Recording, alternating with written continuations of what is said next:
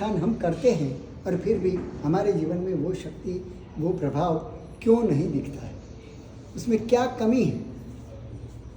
अभी हमें टटोलना है अपने आप को, वो कमियां दूर करनी है, हमारे एक एक अनुष्ठान को बड़े प्राणवान जानवान बनाने हैं। तो उसके लिए क्या करना चाहिए और क्या हमने कमी की है कि जिसके कारण इतना शक्तिशाली, इतना सुंदर? क्योंकि अब देखो दुनिया में भी जो बिजनेस करते हैं, एक ही बिजनेस करने वाले हजारों लोग होते हैं, मगर एक बहुत कमाता है, एक नुकसान ही नुकसान करता जा रहा है और एक ठीक है सामान्य कमा लेता है। तो फर्क कहाँ पड़ता है? उसके पुण्य के कारण ही है। मूल कारण चले पुण्य होगा, मगर वर्तमान में भी कुछ निमित्त कारण भी होता है। एक मूल कारण है कर्म और दूसरा निमित्त कारण है अभी का, अभी हम किस तरह से उस काम को कर रहे हैं, उसके ऊपर भी बहुत बड़ा आधार होता है। निमित्त के अधीन कर्म का उदय होता है।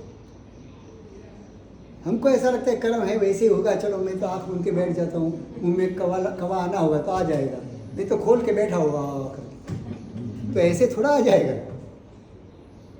तो उसमें कई कारण मिलते हैं, तब जाके वो कर्म का उदय होता है। तो वो कारण हमें सप्लाई करना पड़ता है, वो हमारे हाथ में है।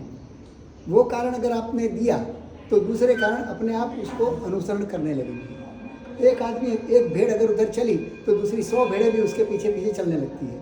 वैसे कर्म के उदय भी है। कर्म के उदय तुम जिस प्रकार का निमित्त देते हो उसके अनुसार तुम्हारे स्टॉक में जो पड़ा है वो उसी के अनुसार स्टॉक में से आएगा।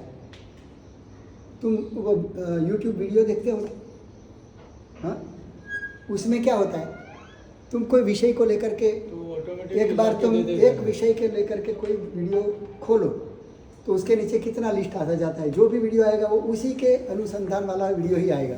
हालांकि उसमें है तो बहुत सारे वीडियो, मगर तुम्हारे लिए उसने अपनी इंटेलिजेंस से, जो आर्टिफिशियल इंटेलिजेंस है उसके बल पर उसने जान लिया कि ये इस आदमी को इस विषय में इंटरेस्ट है, ये विषय को देखने की इच्छा है। और वो जैसे ही एक विषय तुम खोलो तो उस विषय के अनुसंधान में जितने भी वीडियो हैं वो तुरंत ही वहाँ दिखने लगेंगे। एक के बाद एक वही वीडियो आएंगे, दूसरे नहीं आएंगे।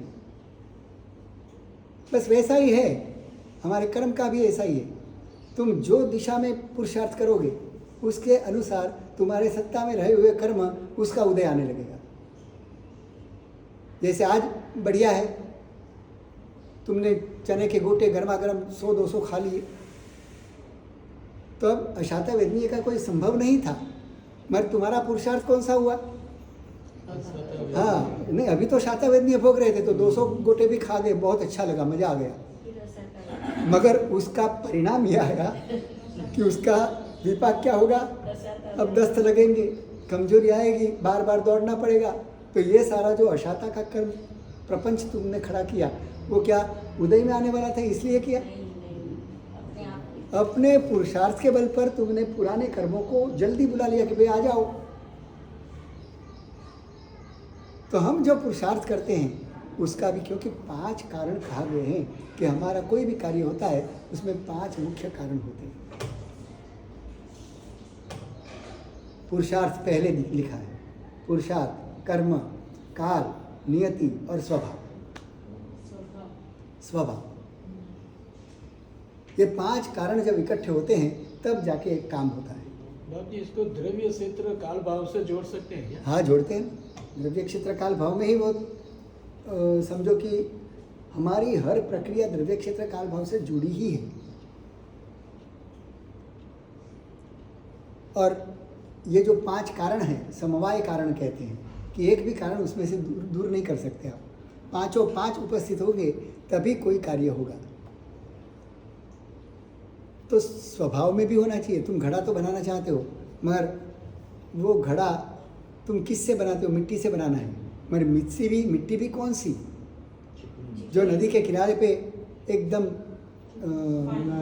हाँ मिट्टी है, या तो समुद्र के किनारे पे जो मिट्टी है उसके अंदर पानी डाल के कितना भी मथो और कितना भी उसको चाक पे चढ़ाओ तो एक घड़ा बनेगा? नहीं बनेगा। हालांकि पुरुषार्थ तुम्हारा है घड़ा बनाने का। मिट्टी में स्वभाव भी है, मिट्टी में गुण भी है कि मिट्टी से घड़ा बनता है। मगर ये मिट्टी जो तुमने ली है उस मिट्टी का स्वभाव नहीं है, तो वो स्वभाव एक हट गया। अगर उस मिट्टी में वो उसके अनुसार ढलने का स्वभाव नहीं है तो तुम कितनी भी मेहनत कर लो, पुरुषार्थ कितना भी कर लो, काल भी अनुकूल हो, भट्ठी में भी डालो, पानी भी डालो, कुम्हार के चक्कर कर भी चढ़ाओ और तुम थपथपाओ तो भी वो मिट्टी का घड़ा नहीं होगा, क्योंकि उस मिट्टी में घड़ा बनाने का स्वभाव नहीं है। तो ये पांचों कारण इकट्ठे होने चाहिए, उसमें स्वभाव में भी होना चाहिए। तिल पी लो तो तेल निकले, मगर रेती पी लो तो नहीं निकलेगा। हाँ, वो पीसने के लिए घंटी भी है, तुमने पुरुषार्थ भी किया है, तिल की जगह रेती डाल रहे हो, मशीन भी घूम रहा है, प्रेशर भी दे रहे हो, सब कुछ पुरुषार्थ है, काल भी तेल निकालने का है, द्रव्य भी वो घंटी वहाँ पर है और उस घंटी के योग्य द्रव्य तुमने रेती भी डाली है और फिर भी तेल नहीं निकलेगा, क्योंकि रेती के स्वभाव में तेल नहीं है। अब कितना भी लगा दो कुछ नहीं होगा। तो वैसे ये पांचों कारण जब मिलते हैं तब जाकर के कोई कार्य होता है, उसमें पुरुषार्थ का भी एक रोल है। आप 20% गिन लो तो भी हर एक व्यक्ति का 20% अहम हिस्सा है। हम ये नहीं कह सकते कि मेरा प्रयास तो कुछ काम का ही नहीं है, ये तो मेरे कर्म में होगा तो होगा। तो पुरुषार्थ किए बिना बैठे रहो, कुछ नहीं होगा, क्योंकि पुरुषार्थ नाम का बल तुमने नहीं दिया। पांचों बल मिलने चाहिए तभी जाकर के कोई कार्य होगा, उसके पहले कभी नहीं हो सकता। इसलिए पुरुषार्थ का भी अपना एक हिस्सा है, कर्म का भी अपना एक हिस्सा है, नियति का भी एक हिस्सा है और काल का भी अपना एक हिस्सा है। तुम ठंडी के दिनों में बर्फीले प्रदेश में अगर पके आम खाना चाहो तो संभव है? नहीं है। वो गर्मी के दिनों का ही फल है और उसी दिनों में वो मिलेगा, बाकी मिलना संभव नहीं है। ठीक है, तुमने कोई स्टोरेज कर दिया और उसके ऊपर ऐसी प्रक्रिया कर दी कि 1 साल तक वो बचा रहे, बिगड़े नहीं, मगर ये भी सारी भ्रमणाएं हैं। हम ये मानते हैं कि फ्रिज में रखने से 4 दिन बिगड़ता नहीं है, बिगड़ने की प्रक्रिया तो शुरू हो ही गई है। सिर्फ फ्रिज में रखने के कारण वो प्रक्रिया तुमने मंद कर दी। जो 24 घंटे में बिगड़ने वाला था वो तुम्हें लगता है कि अभी 48 घंटे या तो 100 घंटे तक वो बिगड़ेगा नहीं, यानी 24 घंटे में बिगड़ने की जो प्रक्रिया जिस गति से चलती थी उस गति को तुमने रोक लगा दी। बिल्कुल रोका ही नहीं जा सकता, मगर उसकी गति को तुमने मंद कर दी। मंद क्योंकि हर पदार्थ अपने स्वभाव से गतिशील है, तुम उसे रोक ही नहीं सकते। और काल तो भयंकर गतिमान है, उसको तो दुनिया की कोई ताकत नहीं रोक सकता। काल तो अपना बहता ही रहता है, प्रति पल वर्तमान पल नया नया आता है, पुराना चला जाता है। इतनी गति, तेज गति से चलता ही जा रहा है, तो तुम गति को नहीं रोक सकते और गति के परिणाम को भी रोक नहीं सकते। हाँ, गति को कम ज़्यादा कर सकते हो। 100 किलोमीटर की स्पीड पे चलने वाली गाड़ी को 1 किलोमीटर की स्पीड पे भी चलाना चाहो तो हो सकता है, मगर आप कहो कि 0 गति कर दूँ तो असंभव है, 0 गति हो ही नहीं सकती। इसलिए तुम फ्रीज में डालो, डीप फ्रीज में डाल दो, कितना भी डाल दो, तो 1-8 साल चल जाएगा, 2 साल चल जाएगा, फिर खाली तुमने उसकी गति को मंद कर दी है और वो भी उस माहौल में रहेगा तब तक। जैसे ही वो माहौल से बाहर निकला कि वह फिर तो उसके बाद तो उसकी गति इतनी तेज हो जाएगी बिगड़ने की कि आप कल्पना नहीं कर सकते। आज इतने बड़े डॉक्टर होने के बावजूद और इतनी दवाखाने, इतनी सुविधाएं, स्वस्थ रहने की, बीमारियों को दूर हटाने की, बीमारियों को दबाने की, दमन करने की सारे प्रकार के औषध और उपाय हमने ढूंढ लिए हैं। और इतने उपाय ढूंढने के बावजूद आदमी औसतन बीमार होता जा रहा है या सेहतमंद होता जा रहा है? बीमार ही होता जाता है, क्योंकि उसने ऐसी ऐसी भ्रमणाएं बना दी, ऐसे ऐसे साधन विकसित कर दिए और उस साधनों पे उतना विश्वास कर दिया, भगवान के वचनों पर विश्वास नहीं किया, वैज्ञानिकों ने बताए हुए तथ्यों पर ज़्यादा विश्वास कर दिया। उसका ये परिणाम है। पहले के काल में लोग इतने अस्वस्थ नहीं थे, इतनी डिप्रेशन के मरीज नहीं थे, इतने रोग भी नहीं थे। औसतन ठीक है, मौत जल्दी भी आ जाती थी, मौत को ज़्यादा लंबा करने की हमारे पास कोई सुविधा नहीं थी, मगर औसतन लोग ज़्यादा समय तक बड़े तंदुरुस्त रहते थे, एक्टिव रहते थे, और इतनी ज़रूरतें जीवन में नहीं बढ़ाई थी कभी। आज जितनी आवश्यकताएं हमने खड़ी कर दी है,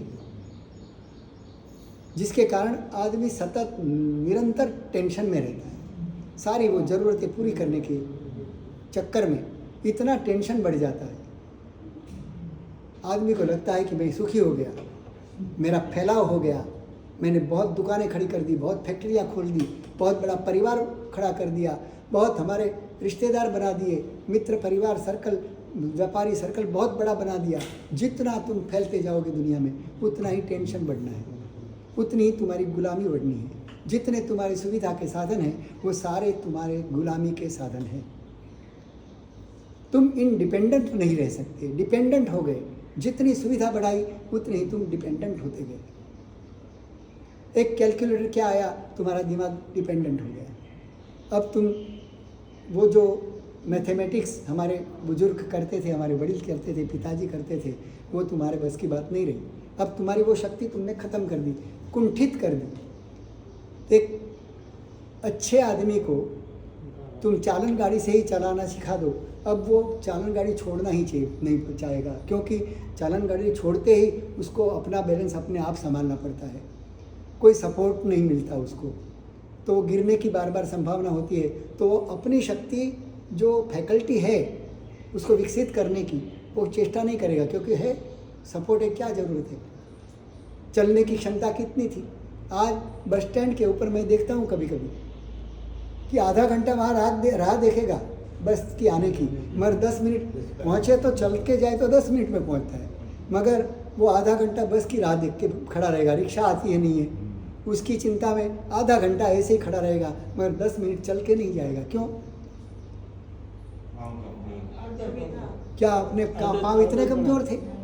नहीं, पाँव को काम देना बंद कर दिया। हाँ, बस वही थे साधन। तो तुम, साधन ने तुम्हें गुलाम बना दिया ना। जब तक साधन नहीं आएगा, तुम अपने कदम पर चल सकते थे, तुम्हारे में वो कैपेसिटी थी कि चलने की। आज देखो इतनी कुर्सी आ गई, कौन नीचे बैठता है? एक पवन जी देखता हूँ, एक प्रतिनिधि है कॉलर टाइट करने के लिए, हमारे में एक तो है, बाकी लेडीज देखो कितनी बैठी है। सुविधा है, क्यों नीचे बैठना, फिर उठने में इतना शरीर वजन उठाना। हम आलसी हो जाते हैं, हमारी क्षमताएं जो हैं वो हम धीरे धीरे ख़त्म करते जा रहे हैं। मैं मेरे जीवन का अनुभव बता रहा हूँ कि पालीताना में मैंने उपदान करवाया, और जब उपदान करवाया तब लगभग समझो कि कितने, लगभग 60-65 के ऊपर के ही सब आराधक थे। 65 के ऊपर, यानी लगभग नी के प्रॉब्लम वाले, कमर के प्रॉब्लम वाले, 65-60 થી 85 વર્ષના જતા, 60 से लेके 85 एज तक के लोग थे, અને 85 और 85 लोग थे। उसमें से 10 बड़ी मुश्किल से लोग थे कि जो क्षमा समणा देने के योग्य थे। बाकी 72 लोग कैसे थे? हमेशा कुर्सी पर बैठने वाले, कभी यानी किसी व्यक्ति ने तो 25-25 साल से पाँव नीचे यानी ज़मीन पे कभी बैठे नहीं थे, कुर्सी पे, पाट पे ऐसे ही बैठते थे। 25 साल, 30 साल, इतने सालों की आदत थी, कभी पाँव भी ऐसा मोड़ा ही नहीं था। जंग लग गया था पाँव में, नीज में, कमर इतनी झुकाई ही नहीं थी। क्षमा समण देते थे तो भी कुर्सी में बैठ के ऐसे ही क्षमा समणा देते थे। मैंने कहा देखो, अब तुम उपदान के लिए आए हो, और उपदान में 100 क्षमा समणा देना होता है रोज, और तुम तो एक भी देते नहीं। कुर्सी में बैठे बैठे सर खाली झुका लेते और मथेण वंदामी चलता है। तो इस तरह से उपदान पूरा करना है कि कुछ करनी है क्रांति जीवन में, कुछ चैलेंज जीवन में स्वीकारो। मैं जानता हूँ कि तुमने कई सालों से अपने पाँव को कहीं मोड़ा नहीं, तो क्षमा समणा देना तुम्हारे लिए बड़ी दिक्कत की बात होगी। मगर तुम्हारे पाँव की क्षमता गई नहीं है, विकसित नहीं होने दिया आपने, उसको दबा दी है। अब उसको अपने को 1.5 महीना मिला है, 1.5 महीने में अपने को विकसित करना है। आज से तुम्हें संकल्प करना है कि हम जो 10 लोग हैं वो 100 खमा समणा देंगे, और जो कुर्सी वाले हैं वो रोज़ 1 खमा समणा देगा। हम 100 करें तब तक आपको 1 पूरा करना है। कितना? हम 100 खमा समणा पूरा कर लेंगे तब तक में आपको 1 ही पूरा करना है। तो सबको प्रेरित किया, सबको कहा कि 1 खमा समणा दे देना, मैं मान लूँगा कि तुम्हारे 100 हो गए। क्योंकि इतनी मशक्कल होगी, इतनी तुम्हें मेहनत पड़ेगी, तो तुम दो, 1 दो। और सब ने हिम्मत की, लगभग सब तैयार हो गए, उठ गए, और नीचे नम तो गए, उठना बड़ा मुश्किल हो गया। एक बार आवेग में आकर के नीचे बैठ तो गए, और अब उठना बड़ा मुश्किल हो गया उनको। मैंने कहा कोई उठाएगा नहीं, तुम्हारी कुर्सी पास में पड़ी है, कुर्सी को पकड़ के धीरे धीरे धीरे धीरे 100 खमा समणा हम ले रहे हैं, आप धीरे धीरे उठ के कुर्सी में बैठ जाए। उठ के एक बार तो खड़े हो जाना, सीधे सीधे, आधे में ही बैठ मत जाना। खमा समणा दिया है तो पूरा देना। तो ऐसा हमने 100 खमा समणे पूरे किए। तब तक 1-2 व्यक्ति तो ऐसे थे जो अभी तक कुर्सी में बैठ भी नहीं पाए थे, उठ नहीं पाए थे, इतना मुश्किल हो गया। मैंने कहा आज तुमने बहुत बड़ी हिम्मत की है, और तुम्हारे पाँव मोड़ने की दिशा में तुमने 1 कदम रखा है। तुम्हारी इस साहस को मैं अनुमोदित करता हूँ।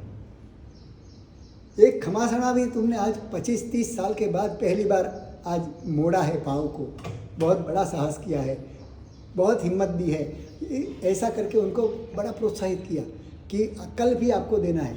फिर तो शाम तक मेरे पास 8-10 लोग आए कि साहब शाम हो गई, अभी भी पीड़ा गई नहीं है। हाँ, 1 खमा समणे की भी पीड़ा पूरा दिन रही उनको। मैंने कहा कोई चिंता मत करो, थोड़ी पीड़ा होगी, प्रारंभ है, प्रारंभ में मुश्किल से गुजरना होगा, मगर एक बार मुश्किल से गुजर गए तो तुम समझो कि आगे निकल जाओगे। रात को सो जाओगे ना, सुबह उठोगे तो आराम आ जाएगा। कल वापस अपन एक खमा समणा देंगे। और दूसरे दिन भी 1 खमा समणा दिया उन्होंने। मगर दूसरे दिन जो 8-10 लोग आए थे ना कि पूरा दिन पाँव दुखा, वो दूसरे दिन 2-4 लोग आए कि महाराज अभी कोई फर्क नहीं पड़ रहा है, बहुत दुख रहा है। मैं बोला दुखने दो, जितना अशुभ कर्म आना है आ जाएगा, निकल जाएगा। खमा समणा का पुरुषार्थ करो, भगवान तुम्हारे कर्म हटा देंगे। ये जो अशाता के कर्म तुमने अपने पुरुषार्थ के बल पर खड़े किए हैं, उसको पुरुषार्थ के बल पे ही निकालना पड़ेगा, ऐसे सीधे सीधे निकलेंगे नहीं। तीसरे दिन भी 1 खमा समणा दिलवाया। फिर वो शिकायत करने वाले बंद हो गए। 3 दिन के बाद कोई मुझे ये नहीं कहने आया कि गुरुदेव अभी गुड़ा दुख रहा है। मैंने समझा ठीक है, गाड़ी प्रगति पे है, बड़ी तरक्की की है तुम लोगों ने। और चौथे 5वें दिन तक 1-1 खमा समणा देते रहे। बड़ी मुश्किल तो होती थी। फिर 5 दिन के बाद मैंने कहा अब से 2 देंगे। तुम्हारी प्रगति हो गई, अब तो तुम्हें कोई पीड़ा नहीं हो रही, एक तो आसानी से देने लगे हो, अब दूसरा करेंगे। ऐसा करके 10 दिन तक 2 खमा समणे दिए, दूसरे 5 दिन 2-2 खमा समणे दिए। फिर तीसरे तबक्के में, तीसरे लेवल में मैंने कहा अब से 3 खमा समणा आपको देना है। ऐसे 1-1 बढ़ाता गया, और 5-7 तक तो ऐसे ही धीरे धीरे 2-2, 4-4 दिन में 1 बढ़ाता था। फिर धीरे धीरे बढ़ाते बढ़ाते मैंने कहा अब से तुमको 5-5 की बढ़ोतरी करनी है। अब तो तुम्हारा पाँव थोड़ा लूज़ हो गया है, थोड़ा काम करने लगा है।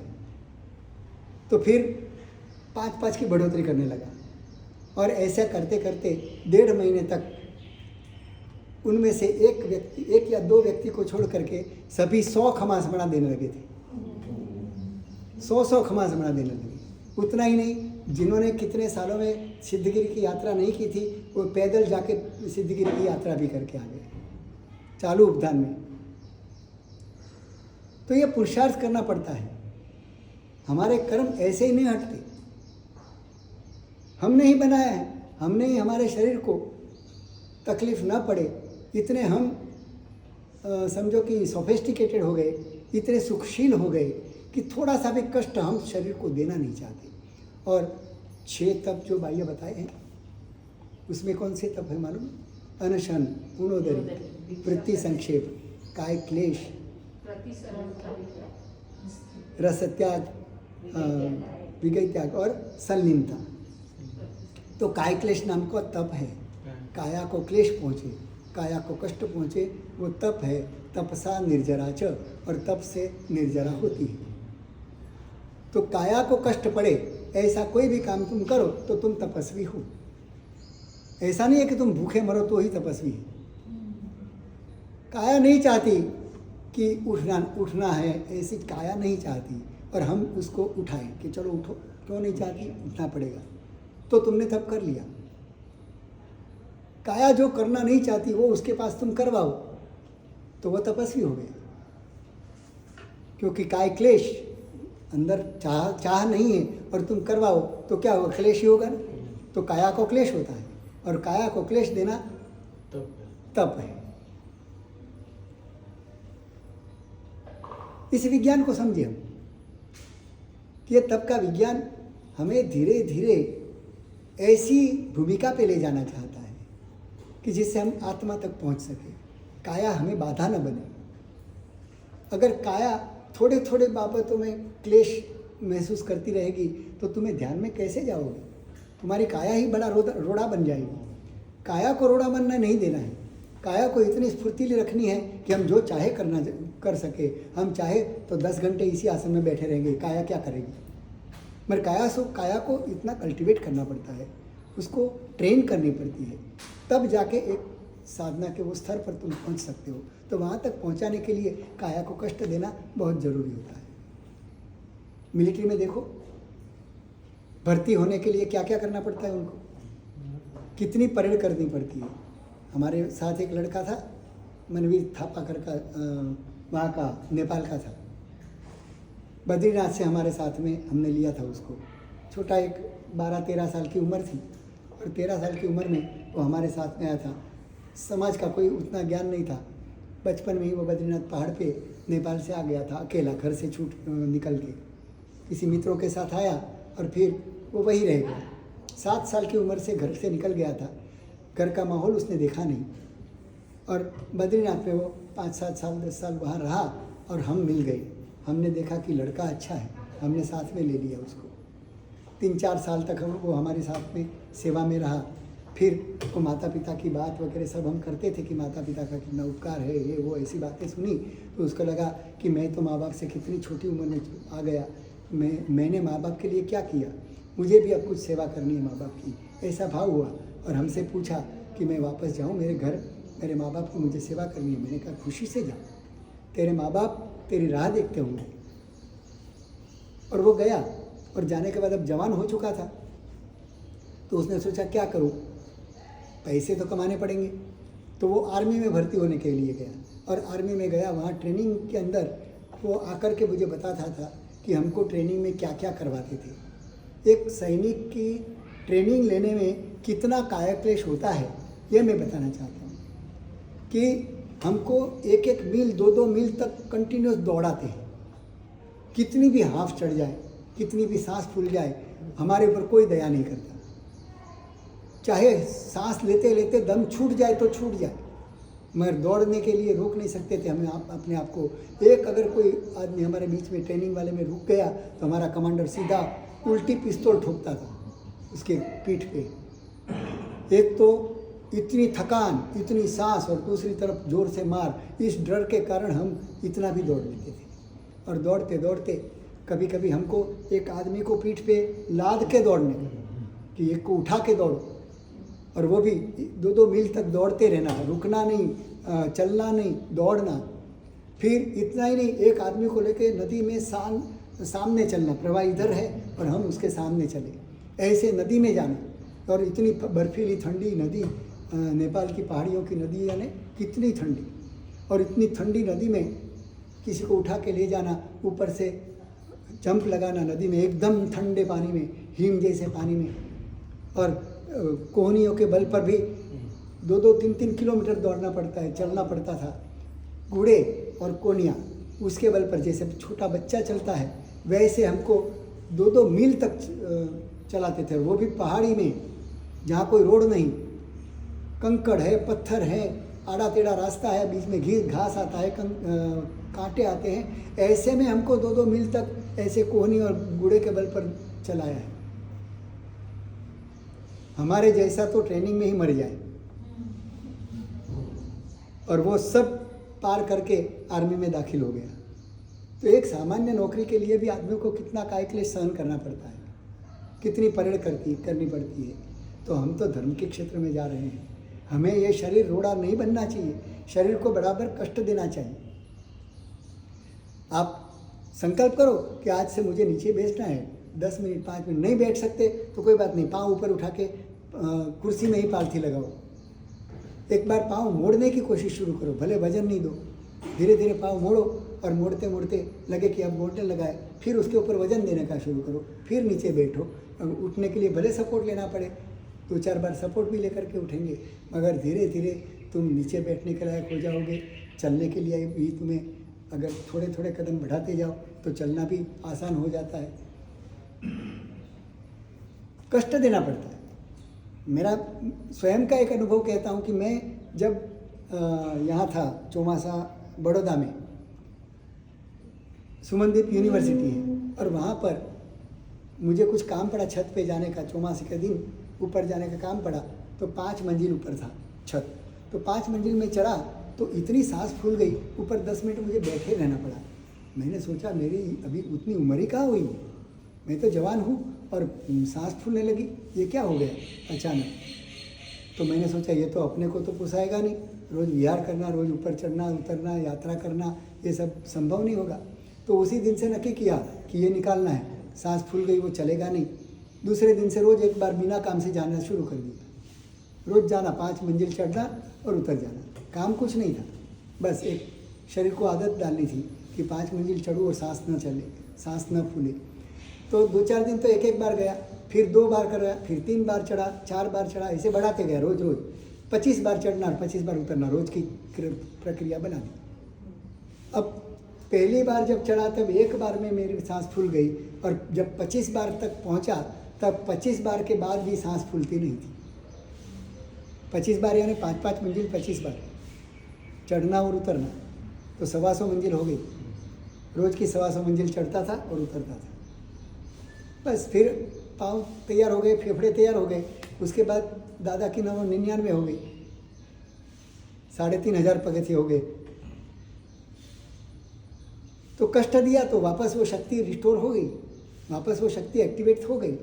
शक्ति नहीं थी ऐसा नहीं, मगर मैंने काम देना बंद कर दिया तो अपने आप फेफड़े भी कम काम करने लगे, पाँव भी कम करने लगे। और बड़ी उम्र में यानी कि 60 के बाद तो समझ लेना कि तुमने अगर शरीर को कष्ट नहीं दिया तो वो मंद मंद होकर के स्थिर हो जाए। 60 के बाद तो तुम्हें उसको एक्टिव रखने के लिए बड़ा पुरुषार्थ करना पड़ेगा, बड़ी मेहनत करनी पड़ेगी। ठीक है 25-50 साल तक चलेगा, नहीं करोगे तो भी तुम्हारा शरीर काम देगा, क्योंकि उसमें उतनी इलास्टिसिटी होती है, रीजनरेटिव पावर ज़्यादा होता है, तो तुम जो भी खर्च करते हो वो वापस रीजनरेट भी हो जाता है। मगर जनरेशन का जो रेट है, रेशियो है, वो धीरे धीरे घटता जाता है उम्र के साथ। तो 60 के बाद वो रेशियो घटने लगता है। तो तुम जरा भी मेहनत करोगे तो शरीर तो मना करेगा कि अब तो उम्र हो गई, मन भी कहेगा उम्र हो गई, अब कितनी मेहनत होगी, बहुत हो गया। मगर मन की बिल्कुल मत सुनना, मेरी सुनना। हाँ, मन की सुनी तो गए समझे, क्योंकि बचपन से वही तुम्हारे साथ है, तुमने उसका ही किया करा है। मैडम बोल देती है सब। हाँ अच्छा, ये तीसरी बात क्या है, मन के साथ मैडम भी बोलती है। चलो मैडम को तो बाधा दे देता हूँ, ऐसा कुछ करे तो मना करना नहीं। हाँ, बाधा दे दूँ तो तुम्हारा एक प्रश्न यही सॉल्व हो जाए। होता है घर में, तुम उपवास करते हो पारने के दिन, घर में सारे लोग फोर्स करते हैं, अरे ये खा लो, तुमको उपवास करना है, कल ये करना है, फिर कैसी शक्ति रहेगी। मगर किसी की सुनना मत, तुम्हारी पेट की ही सुनना। दूसरे की सुनने गए तो गए समझो, तुम्हारा तप नहीं होगा। तुम्हारी पेट की ज़रूरत समझो, और जितनी ज़रूरत है उससे थोड़ा कम दो, तो वो मांग डिमांड खड़ी रहनी चाहिए, तो मार्केट चलता रहेगा। नहीं तो डंपिंग ही होगा, वेयर हाउस भरे रहेंगे, व्यापार नहीं चलेगा। व्यापार चलाना है तो डिमांड खड़ी रखो। वैसे पेट की डिमांड बाकी रहे और उठ जाओ। एकादश ना हो, बैस ना हो, कल उपवास करना है तो आज थोड़ा ज़्यादा खा ले तो कल का दिन स्टॉक चल जाएगा, ऐसा मत विचार करना, नहीं तो तुम्हारा तब भंग हो जाएगा। क्योंकि खाने से ही तो बिगड़ा है, अब नहीं खाने से उसको सुधारना है। उतना एक्स्ट्रा कभी देना नहीं, क्योंकि तुम्हारे मन को पता है कि कल नहीं मिलने वाला है, पेट को थोड़ी पता है। पेट में वो व्यवस्था भी नहीं है, 2 समय का खाने की भी स्टोर करने की जगह पेट में नहीं है। और उतनी व्यवस्था नहीं होने के बावजूद अगर तुम डाल दोगे तो होगा क्या? मन तो चाहेगा कि 1 महीना नहीं खाना है, तो क्या 30 दिन का खा लोगे? 30 दिन का सब अंदर स्टोर कर लोगे? स्टोरेज ही नहीं उतना, कहाँ से करोगे? फूड पॉइजनिंग हो जाएगी। हाँ, फूड पॉइजनिंग हो जाएगी।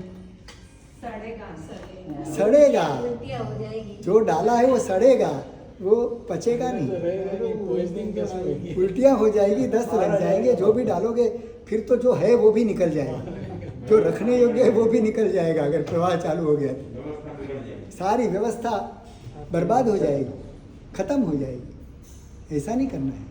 मन तो कई प्रकार के विचार देता रहता है, वो तिकड़मबाजी करता रहता है। जीभ भी सोचती है कि मेरा क्या गया, स्वाद तो आ रहा है, खाते रहो। जो होता है वो व्यापारी को लेना है, मैं तो दलाली लेती हूँ। तो बाकी वो अपनी दलाली लेने के चक्कर में ज़्यादा माल सप्लाई होने देती है, वो दलाल है। उसको क्या पड़ी है तुम्हारे वेयर हाउस में जगह है कि नहीं, वो देखती नहीं है। वो देखता है मेरा तो कमीशन पक रहा है, हाँ, तो वो अपना कमीशन लेने के लिए तुम्हारा वेयर हाउस भर देगी। इसलिए जेब की भी मत सुनना। और मैं तो ये कहता हूँ कि कभी अनाज में, अपने भोजन में स्वाद बनाना ही नहीं,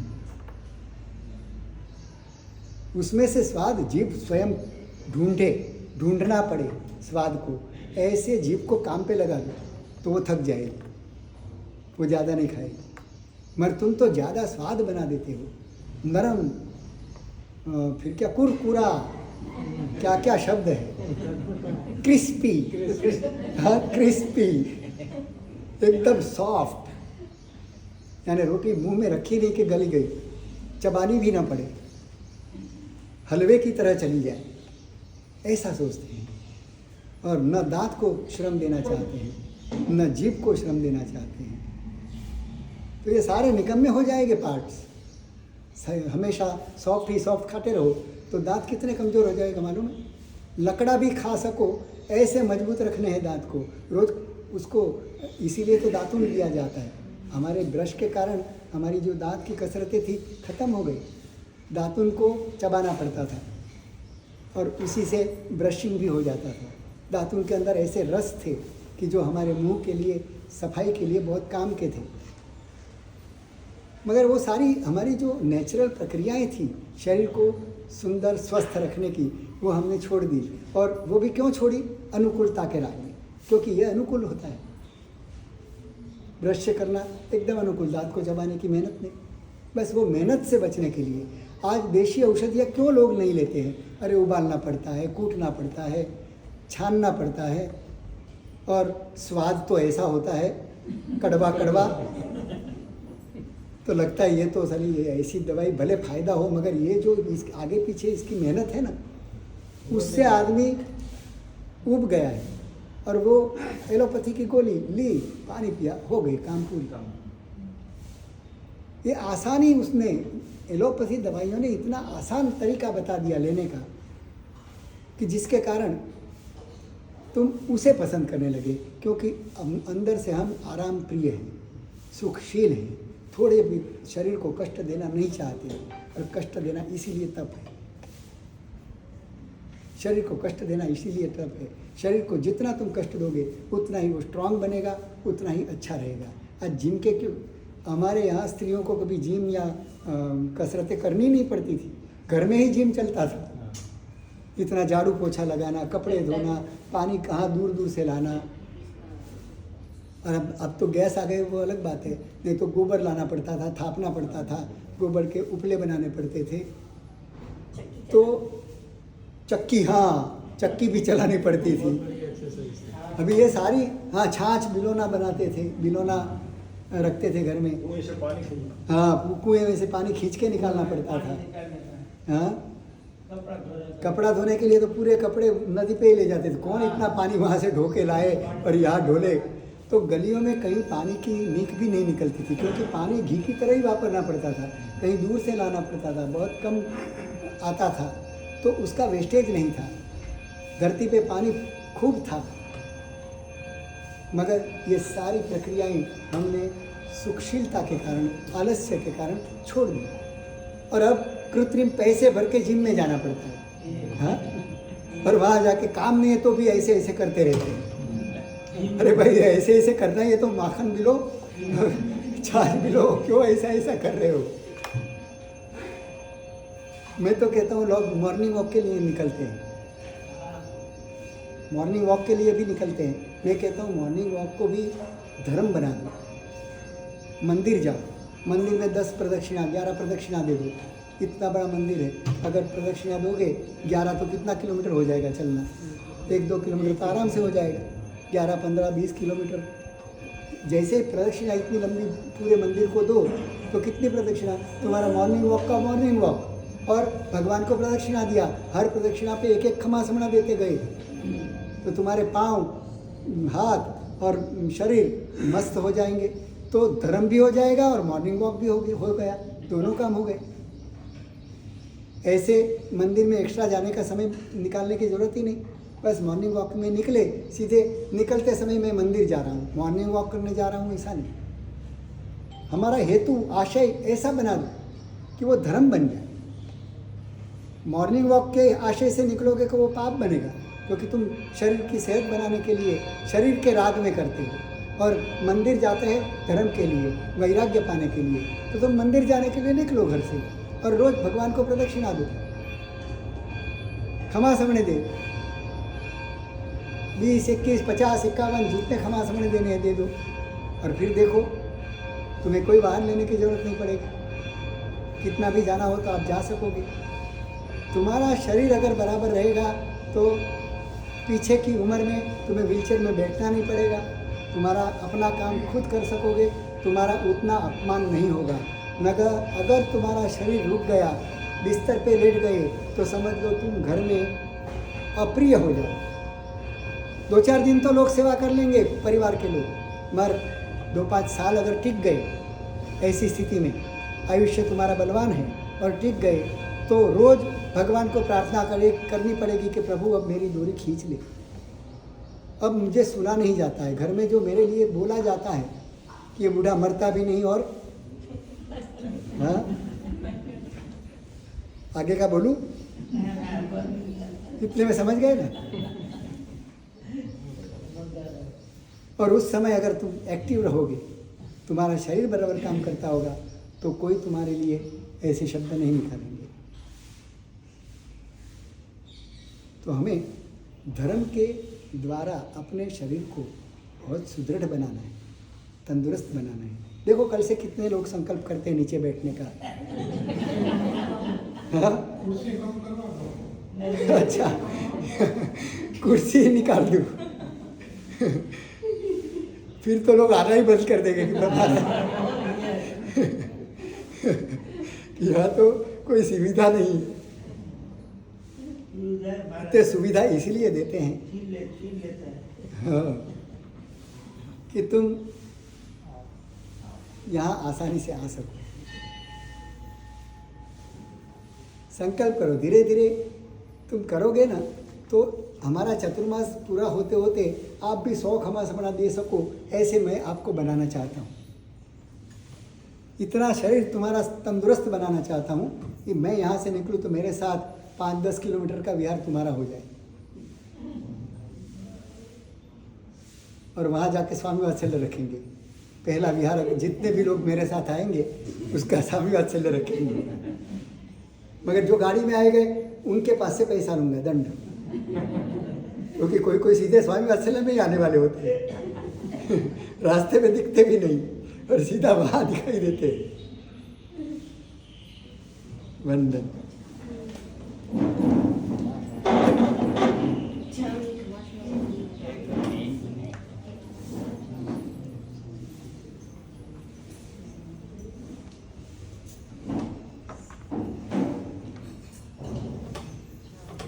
इच्छामि खमासं वन्दे उजामि जैन सियाय इच्छामि खमासं वन्दे उजामि जैन सियाय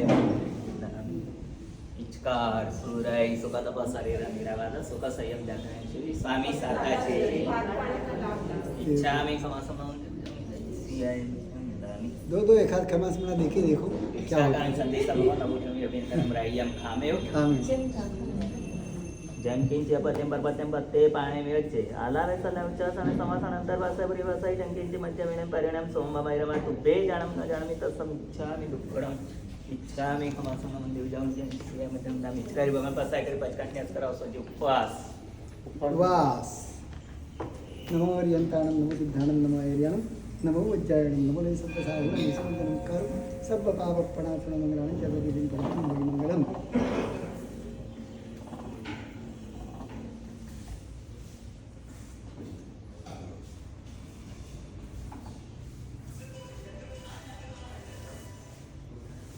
सूर्यगे अवतरण छिकाई तिलियम दियारम असम खैमम सैमम अनिथावरणम रसाकरणम पच्छंदकरणम हिंसामरणम धावरणम मंत्राकरणम समसमयत्यकरणम पानार कुर्सी साल कुर्सी मुट्ठी से छिकाई नथावरणम रसाकरणम पच्छंदकरणम हिंसामरणम धावरणम मंत्राकरणम समसमयत्यकरणम